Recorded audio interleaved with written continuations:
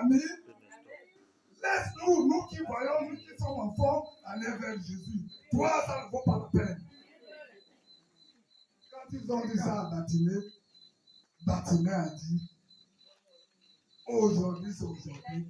Comme il criait même un peu là, sur 10 il criait à 5, il a crié à 9 sur 10. Il a crié plus fort. Il a crié plus fort. Parce que Bartimée avait un objectif. Son objectif c'était quoi? C'est de voir Jésus.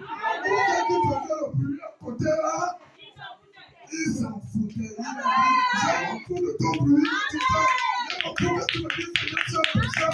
Je m'en fous que tu dises que je suis, je n'en fais pas. Je m'en fous que tu dises que tu es malade. Je m'en fous que tu dises que... Pourquoi tu t'arrêtes? Qu'est-ce que tu dis?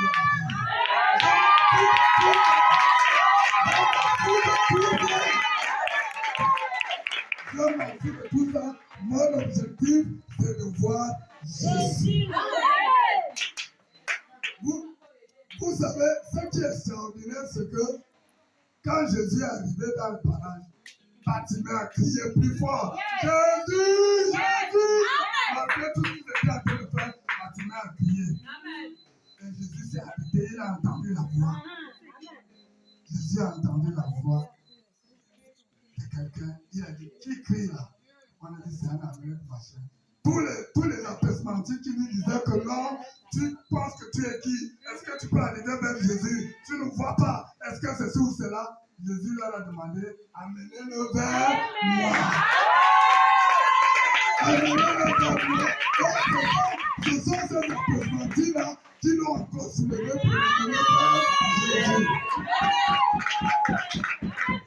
Ils l'ont soulevé pour l'amener vers Jésus. Et pour vous dire aujourd'hui, n'ayez pas peur, vous êtes des enfants de Dieu. Si vous êtes en communion avec Dieu, c'est lui qui te combat aujourd'hui. C'est lui qui doit trouver la porte.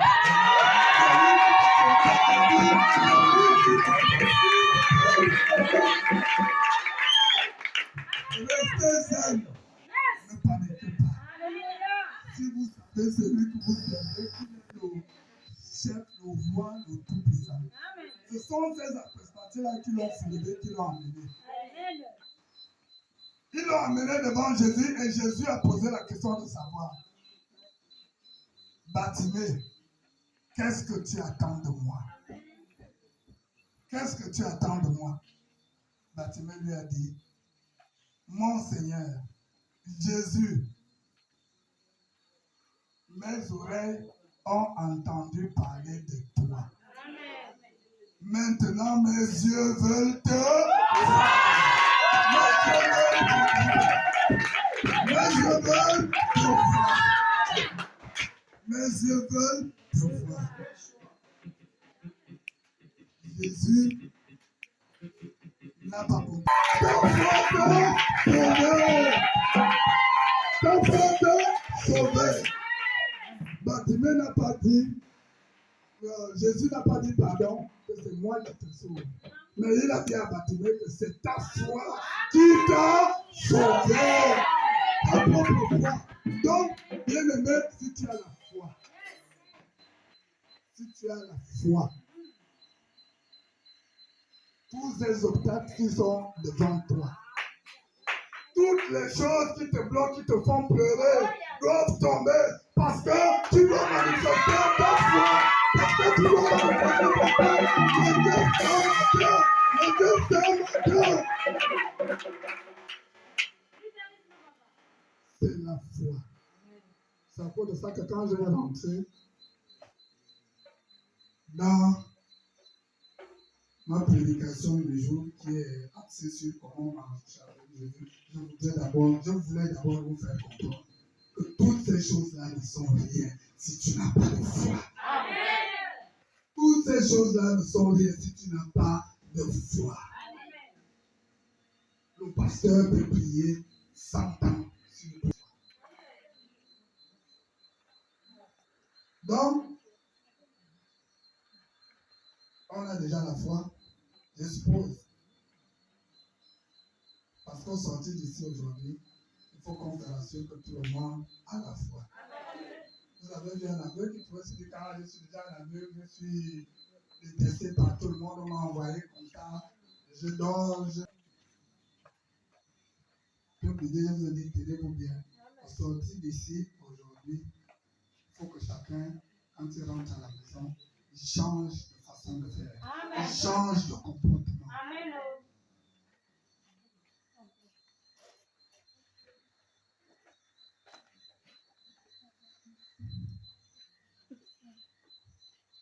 Donc, on disait que l'enseignement a pour thème comment marcher avec Dieu. L'objectif est de donner aux chrétiens que vous êtes les éléments qui caractérisent la marche avec Dieu. Amen. Quels sont les éléments qui caractérisent votre marche avec Dieu? Car on constate qu'il y a plusieurs chrétiens qui prétendent marcher avec Dieu, mais qui ont encore leur cœur attaché à la corruption, à l'immoralité, au mensonge, à l'hypocrisie, aux œuvres du monde et de la chair. Tu penses tromper qui? Tu penses tromper qui? Trompe les hommes, mais tu ne peux pas tromper. Parce que quand tu as déjà une pensée, Dieu voit déjà ta pensée. Il lit les pensées. C'est pour cela qu'il est Dieu. Il lit les pensées. Tu peux voir Papa François, tu fais semblant. Tu peux tromper qui? Tu peux tromper Dieu? Tu ne peux pas tromper Dieu. Tu te trompes toi-même. Tu compliques davantage ta situation.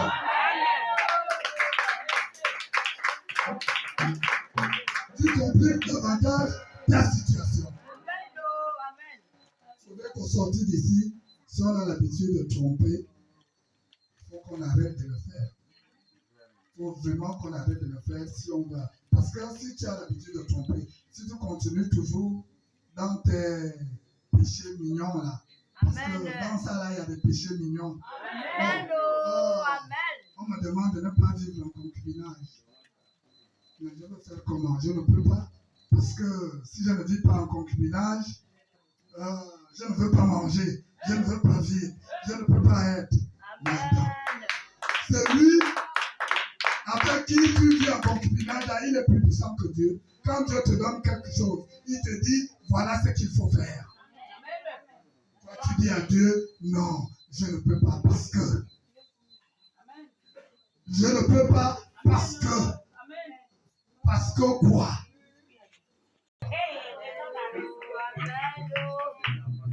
Les enfants appartiennent à qui? Les enfants appartiennent à qui? C'est pas à Dieu. Tu penses que même si tu prends ta maman, et tous 10 enfants là, tu parles avec ça, Dieu va te laisser faire. C'est parce qu'on a peur. On va voir ces étapes-là tout à l'heure. Je sais que je suis pris par le temps, on va aller vite. Bon, ces étapes, il y en a 7. Les étapes qui nous permettent de marcher avec Dieu. On peut encore les appeler des exigences. Des exigences qui nous permettent de marcher avec Dieu. Parce que quand on parle comment marcher avec Dieu, ce n'est pas la marche physique, hein, c'est la marche spirituelle. C'est la marche spirituelle, ce n'est pas la marche physique que tu prends ta copine ou bien ton copain pour balader et ainsi de suite. Non. C'est la marche spirituelle. Tu veux être avec Dieu, tu veux être l'enfant de Dieu.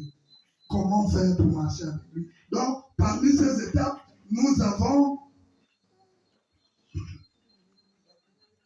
la première étape, c'est lire la Bible tous les jours pour mieux connaître le Seigneur. Lire la Bible tous les jours pour mieux connaître le Seigneur. Ça, c'est la première étape. Tant que nous sommes là, même moi-même qui vous parle, je ne lis pas la Bible tous les jours. Je ne peux même pas lire la Bible tous les jours. C'est compliqué. Lire la Bible tous les jours pour mieux le connaître. S'il y a quelqu'un dans la salle qui lit la Bible tous les jours, il n'a qu'à lever le doigt. Lire tous les jours. Quand la Bible tombe, tout ça là, c'est les diable. Parce qu'il ne voudrait pas que tu connaisses la Bible. Il sait que si tu connais la Bible,